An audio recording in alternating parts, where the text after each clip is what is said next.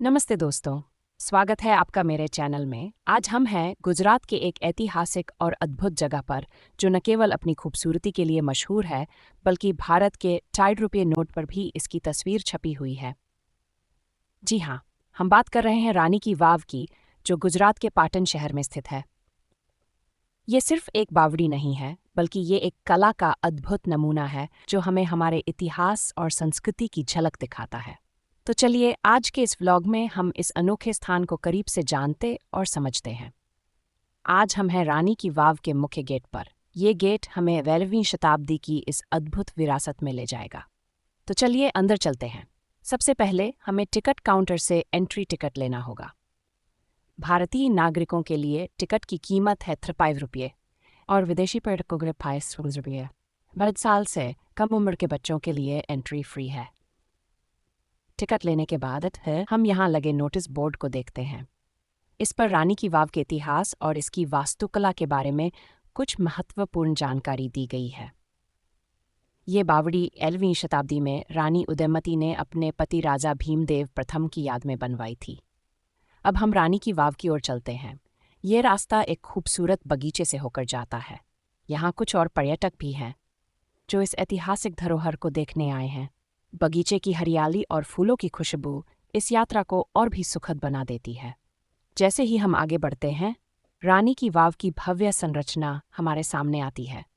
इसकी नक्काशी और मूर्तियां देखकर ऐसा लगता है जैसे हम किसी और दुनिया में आ गए हों। रानी की वाव को 12वीं शताब्दी में सोलंकी वंश की रानी उदयमती ने अपने पति राजा भीमदेव प्रथम की याद में बनवाया था। ये बावड़ी 7 मंजिला है और लगभग 64 मीटर लंबी, 3 मीटर चौड़ी और 20 मीटर गहरी है। ये सिर्फ पानी इकट्ठा करने के लिए नहीं बनी थी, बल्कि ये एक सांस्कृतिक और धार्मिक केंद्र भी था। यहाँ लोग पूजा पाठ भी करते थे। अगर आप यहाँ की नक्काशी और मूर्तियों को देखेंगे तो आप हैरान रह जाएंगे। यहाँ हर एक दीवार पर भगवान विष्णु के अलग अलग अवतार, देवी देवताओं और सुंदर स्त्रियों की मूर्तियाँ बनी हुई हैं। ये नक्काशी इतनी बारीक है कि आपको हर बार देखने पर कुछ नया दिखेगा। यहाँ की मूर्तियों में रामायण और महाभारत के दृश्य भी दिखाई देते हैं। बावड़ी नीचे की ओर जाती है और जैसे जैसे आप नीचे उतरते हैं, आपको ऐसा लगेगा जैसे आप किसी और दुनिया में आ गए हों। यहाँ का वातावरण इतना शांत और मनमोहक है कि आप समय बिताना चाहेंगे। यहाँ की सीढ़ियाँ और खंभे इतने सुंदर हैं कि आपको लगेगा जैसे आप किसी राजा रानी के महल में चल रहे हों।